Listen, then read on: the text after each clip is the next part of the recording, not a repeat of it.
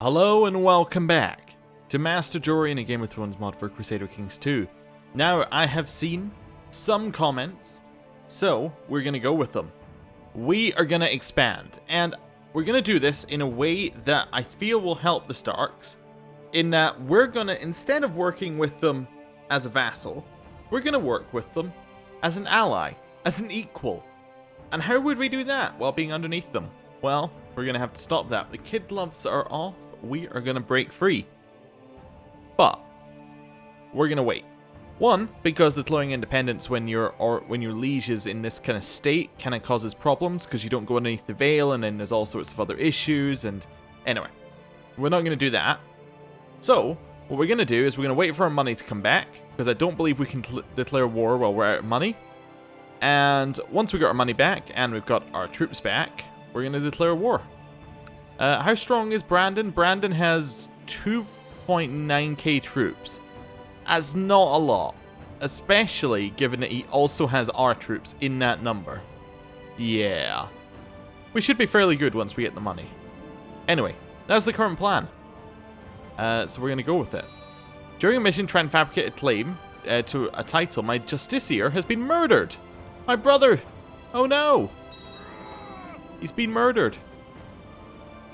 Well, I think we have to give him a proper funeral. Though I don't have the money for a proper funeral, so well, we'll have a small funeral. Probably didn't have the money for any kind of funeral, but that's fine. Right, how is our succession going? Oh, we still have people who can be in succession. I guess my son should be my regent, shouldn't he? That makes a good idea.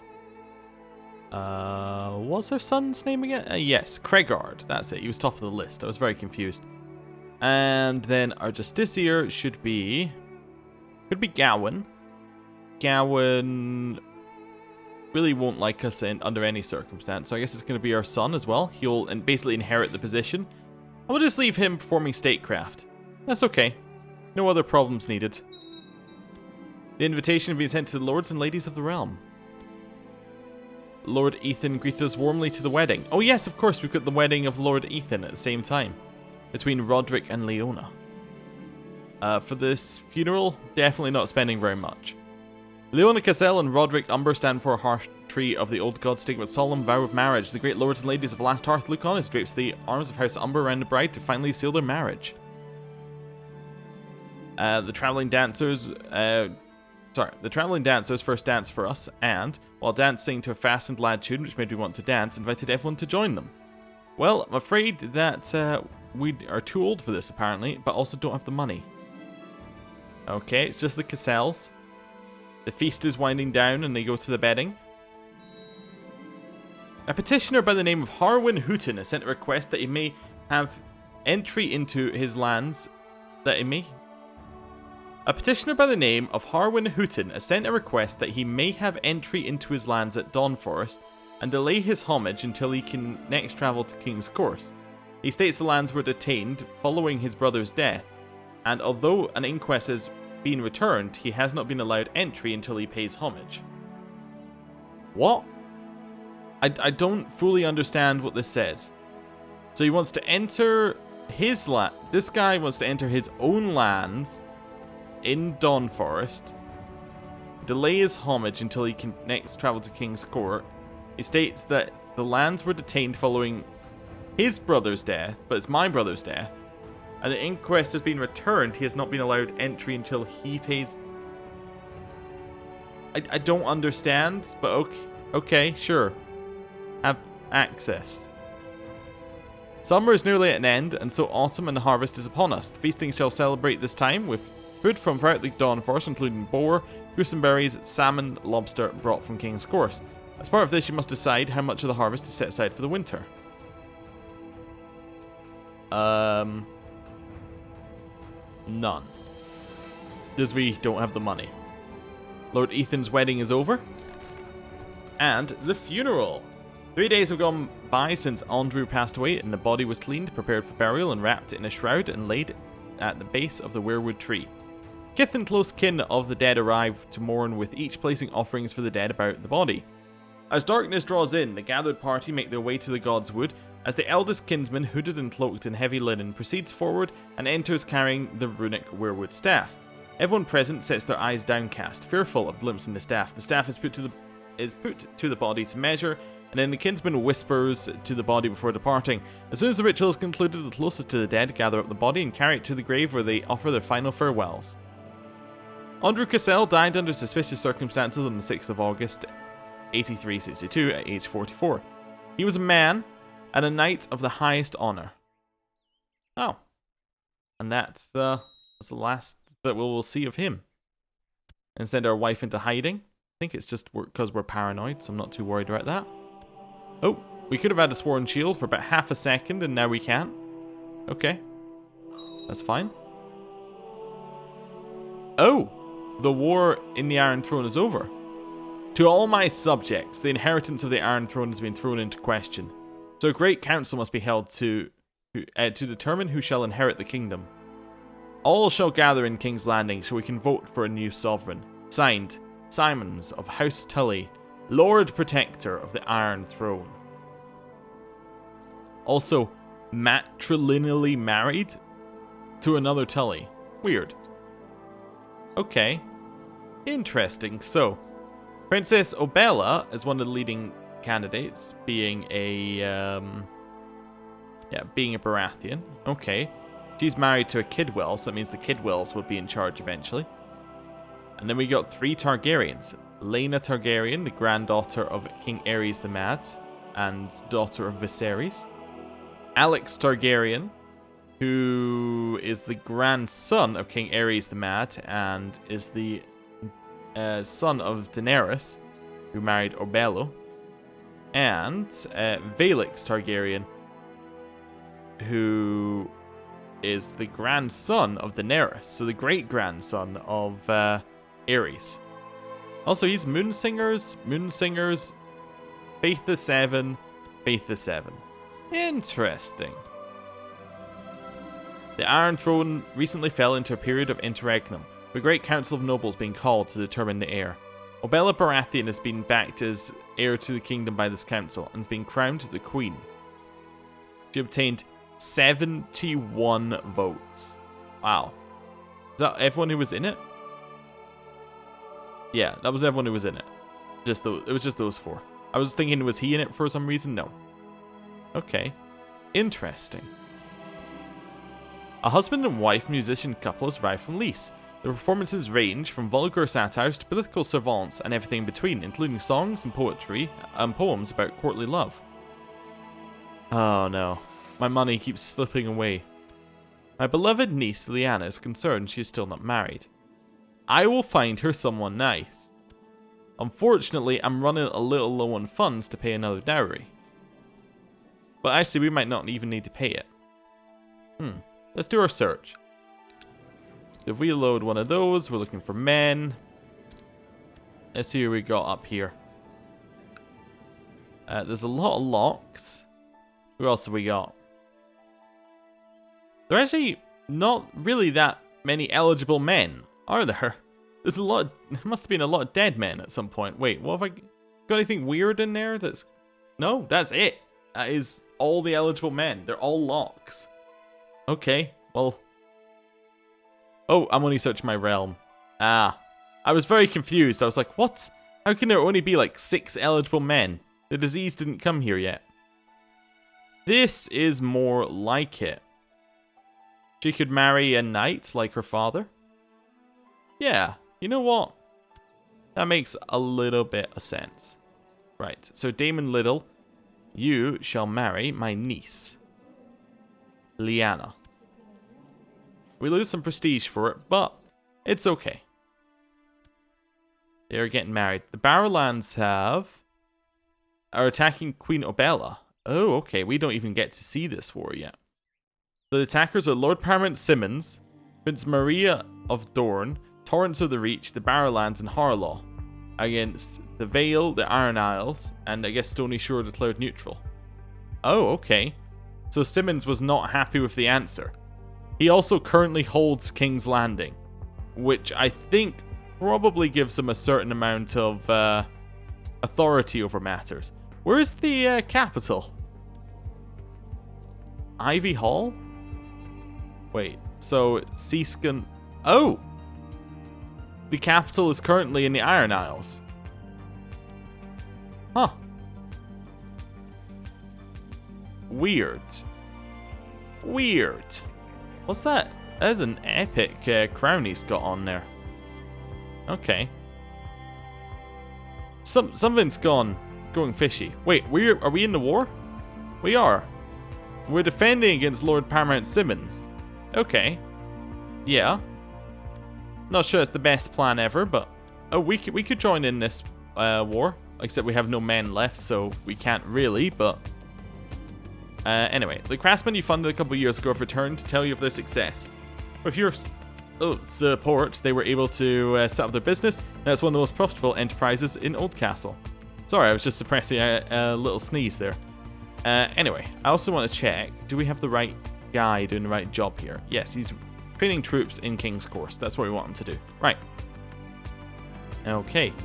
My efforts to squeeze some extra tax out of the population of Winterfell have met with resistance, and the peasants are arming themselves. I fear we may have a revolt in our hands here soon. Oh no! It's not good at all. It also looks like Simmons is going to absolutely destroy this war. Whitford has declared neutral. Well, that is tempting. It is tempting enough. And also Torrens Squared declared neutral? No, no, no, no. This will not do at all. I'm obviously going to declare for Whitford. And I'm going to call in my allies. And I'm going to expand. I'm going to get all the men that we can. Try and merge up here, I guess. My lord, my mission to improve your good name has so far been a success. During a visit to the court of Master Gawain of Child Sea, I managed to make him understand what a benevolent and peaceful ruler you really are. Oh, okay. Good job, I guess. The Umbers have joined the war. Grave news. Maester Jason, having been tending to the wounds of the men at your command, is reported to have cracked under the stress of the stream of grotesque injuries. The men are now unnerved because of this. He's now stressed. Okay. Master Jory. After listening to the advice of a group of my bannermen led by Lord Galter of Hightower of Old Town, I hereby relinquish my position as Lord Paramount of the Reach in favor of Mylinda Tyrell? What? But wait, that doesn't seem to have happened because he's still in charge? Wait. Oh, wait. Was he Lord Paramount of the Reach, did that say? We're stressed, by the way. But wait, did he have the Reach as well? Oh, there's a different Tully. Oh, I thought it was this guy. Never mind. So Simmons inherited it somehow. Because Eden died. This Eden guy died. Oh, and he was married to the Lady Paramount of the Trident in a matrilineal marriage. Simmons then took it. Simmons then gave it to his son Torrance, who then lost it to Mylinda, who is normally married to Lord Gotter of Hightower. Or Lord Gotter Hightower. That's getting complicated. That's getting far too complicated. Right. Merge up. Make sure we have leaders. We have Mark. Do we have anybody else? Has anyone else turned up to this war, or is it just Mark? Craigard, my son, is currently busy, so Rodri, I guess, could join in. So Mark and Rodri versus Whitford. We managed to win it, unsurprisingly, given they had nobody on their side. And the Umbers have joined us. Nice. As you're working, Maester Jason bursts into your study. My lord, you've been up all night again. Be in your best interest not to work so hard, lest you collapse from exhaustion.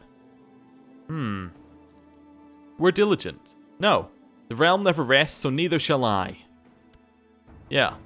We focus on our goal and we push towards our goal, no matter the cost.